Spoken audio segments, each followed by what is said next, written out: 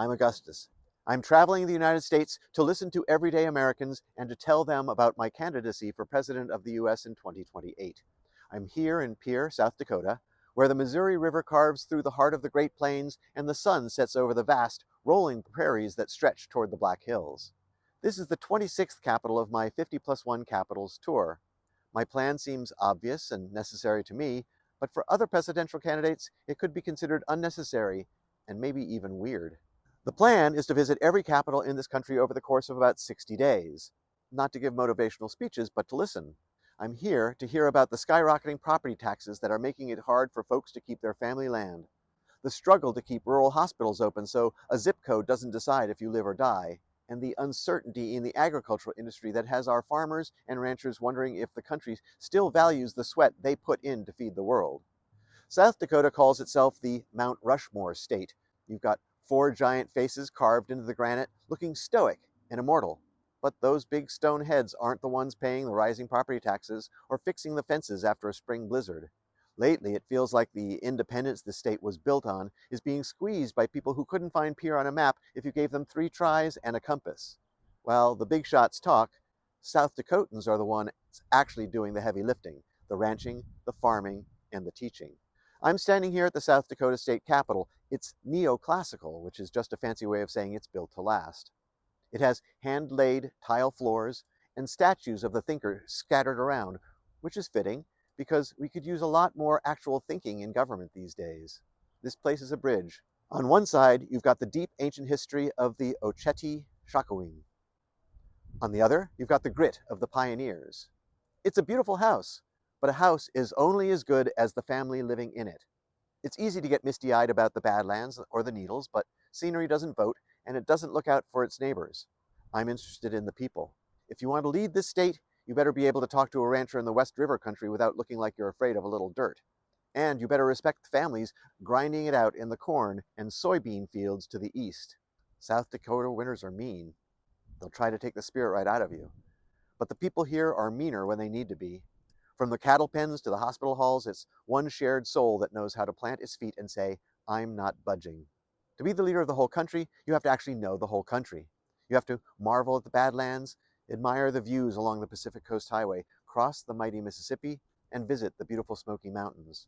You cannot lead a people you do not know, and you cannot know the people from inside a high-flying jet, a speeding motorcade, or a gilded office in D.C. Having lived in 7 states and visited all 50 at least once before, I think I have a glimmer of understanding of who we, the people of the United States, are. But you can never stop learning. That's why I'm visiting each state again, and I will continue to do so both during my campaign and during my time in office.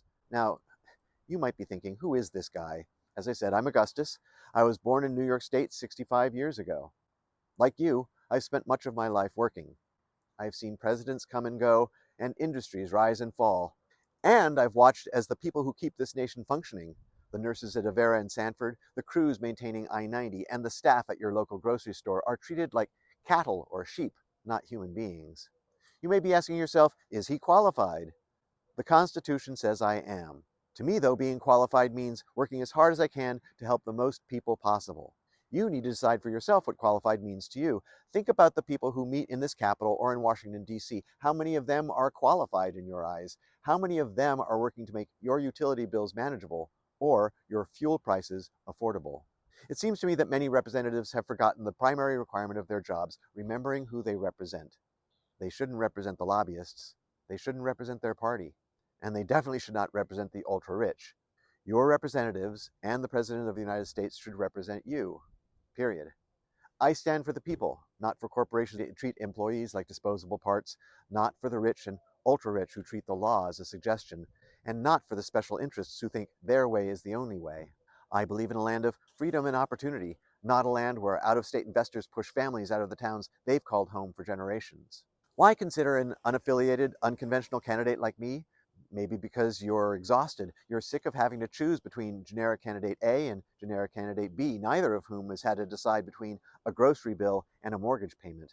While a vote for a candidate who isn't a member of one of the 2 major parties can be scary, isn't it scarier to have to choose between bad and worse? Choose to vote for someone who will actually work to make your lives better. Vote from compassion, not fear. The motto of South Dakota is, under God, the people rule. It's a phrase that speaks to the very heart of this hard-working people. Sadly, it feels like the only thing being equal lately is the struggle of regular people, while the rich and ultra-rich profit off your hard work. It's time to ensure that the prosperity of the state reaches the people who work two jobs just to put food on the table and a roof over their heads. I'm headed to Bismarck, North Dakota next. I have many capitals and many miles ahead of me. If you see me in your state, don't just take a picture, come over and say hello. Tell me what's keeping you up at night. Tell me what you want for your children. I'm Augustus and I'm here to listen. I'll see you on the steps where you live. Okay, stressing out a little bit because the car doesn't have enough charge to get to the next supercharger, but at least I'm in Pierre, and we're going to try this and see what happens. The plan is to get hair out of my mouth. Okay, that's really bad. And I've watched as the nation, the mouth, the mouth. Okay, I have to redo this.